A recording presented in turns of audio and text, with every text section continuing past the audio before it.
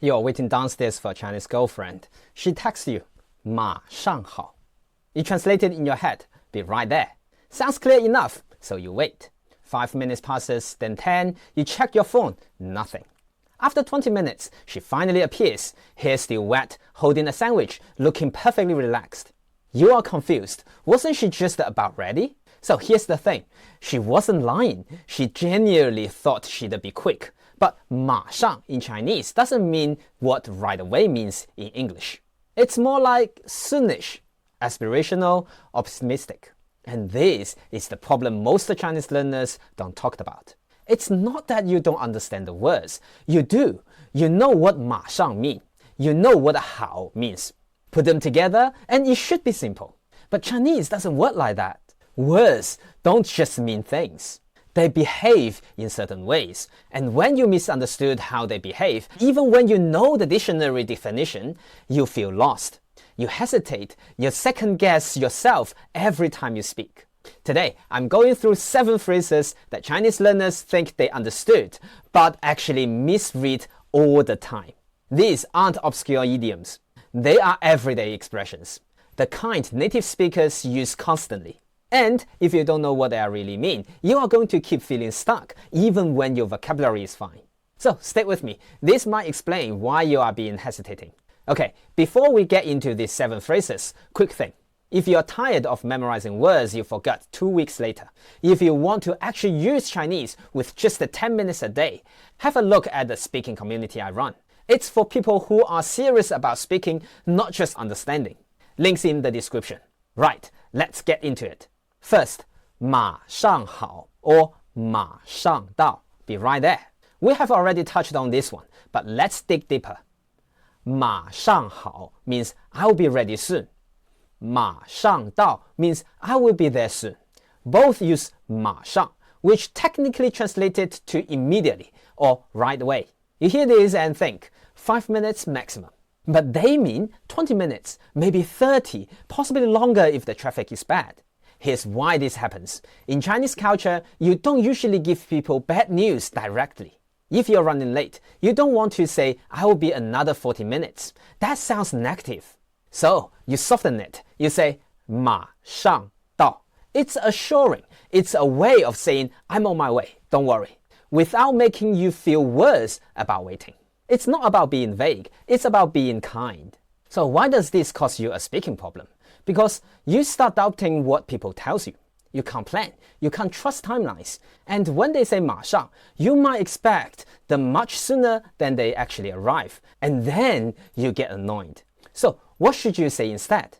You can absolutely still say 马上好 or 马上到. It gives a reassurance, which is what people want to hear.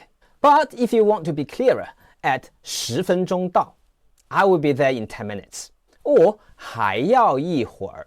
I still need a while. Numbers help, but vague reassurance isn't wrong. It's just culturally different. And how do you respond when someone says 马上好? Add 15 to 20 minutes to whatever you are expecting. Or just ask directly, 大概几分钟? Roughly how many minutes? They might still be optimistic, but at least you will know. Second, 有空吃饭. 有空再约. It means let's eat sometime. This phrase trips you up eventually. Someone said, 有空一起吃饭吧. Let's grab a meal when you are free. Or 有空再约. Let's meet up when you are free. You think, great, they won't hang out. Let me suggest a date. Don't. In most cases, this isn't a real invitation. It's a polite closing line.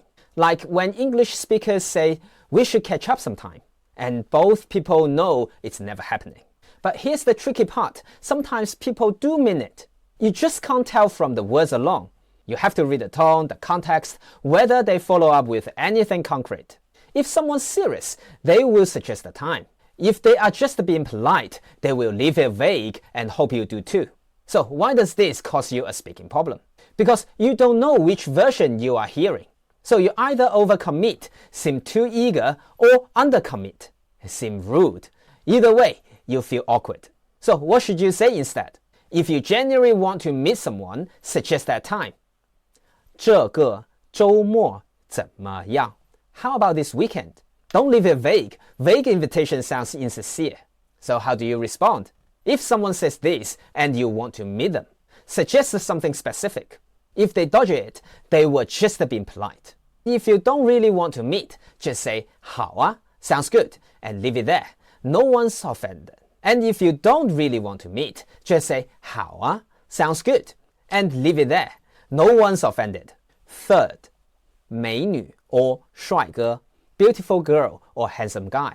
Walk into any shop in China and someone might call you 美女 or 帅哥. You panic. Why is this stranger commenting on my appearance? Are they flirting with me? Should I respond? They are not flirting. These aren't compliments about your looks. They are just a polite way to address customers, like calling someone mate or love in British English.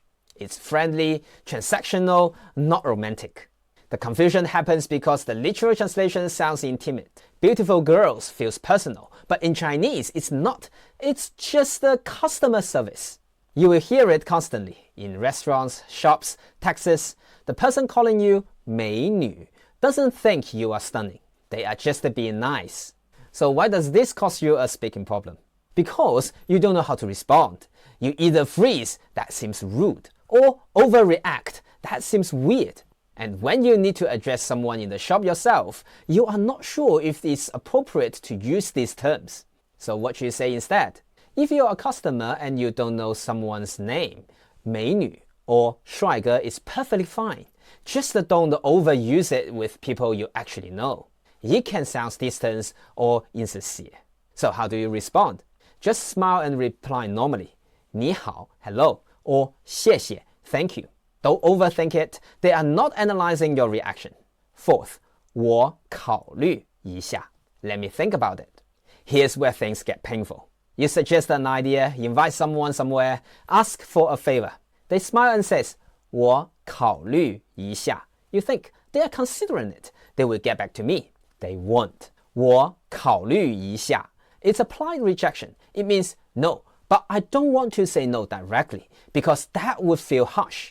This is especially confusing if you are using it in Western communications because in English, let me think about it, can be genuine. Sometimes people really do need time to decide. But in Chinese, it's usually a code of I'm not interested, please don't push. So why does this cause you speaking problem? Because you take it literally. You follow up, you ask again, you seem pushy. Meanwhile, the other person is getting uncomfortable because they thought they'd already say no, politely. So what should you say instead? If you genuinely need time to think, say 我晚点回复你, I will reply later. Or 让我查一下日程. Let me check my schedule. Then actually follow up. If you want to say no, it's okay to be more direct, especially with foreigners. Say 不好意思，这次不太方便. Sorry, it's not convenient this time. So how do you respond? If someone says 我考虑一下, don't push. Just say 好的, okay, or 没问题, no problem, and drop it. If they are genuinely interested, they will bring it up again. Fifth, 下次吧, maybe next time. This one closely related to 我考虑一下, but it's even softer. You invite someone out, they said 下次吧, next time. You think, okay, so not this time, but they are open it in the future. Usually, there's no next time. 下次吧 is a gentle way of declining. It avoids direct confrontation. It lets both people save face. And crucially, it doesn't require any explanation. Native speakers understand this instinctively. If someone says 下次吧, you don't follow up. You just let it go. Maybe in 6 months you try it again. Maybe you don't. Either way, the message is clear. Not interested right now. So why does this cause a speaking problem? Because you hear next time and think this is postponement. So you suggest another date, and the other person keeps saying 下次吧, getting increasingly uncomfortable, wondering why you won't take this hint. So what should you say instead? If you want to decline something, 下次吧 is perfectly polite. But if you're speaking to a foreigner, consider being slightly more direct. They might not understand the subtext. So how do you respond? If someone say 下次吧, just accept it gracefully. Say 好的 or 那有机会再说 We will see if there's another chance. Don't push. If they wanted to meet, they wouldn't have said 下次吧 Sixth, 我再看看 I will look again or think again. You are shopping with a Chinese friend, they pick up a shirt, look at the price, put it on. Say 我再看看 You think they are going to keep browsing, maybe compare prices. They have decided not to buy it. 我再看看 literally means I will take another look.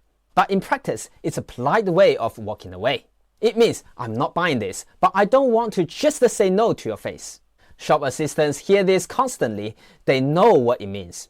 But you take it literally, you think your friend's still considering the purchase, so you wait, or worse, you encourage them to buy it. So why does this cause you a problem of speaking? Because when you use 我再看看, shop assistants might keep following you, hoping you will change your mind. And when someone else says it, you may misread their interest level completely. So what should you say instead? If you are genuinely going to compare options, say 我想多看几家 I want to check a few more shops.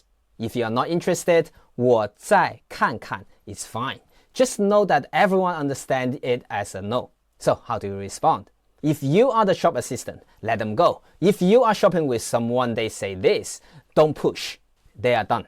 Seventh, 再说吧 Let's talk about later. Final one, and it's probably the vaguest of all. Someone suggests of something.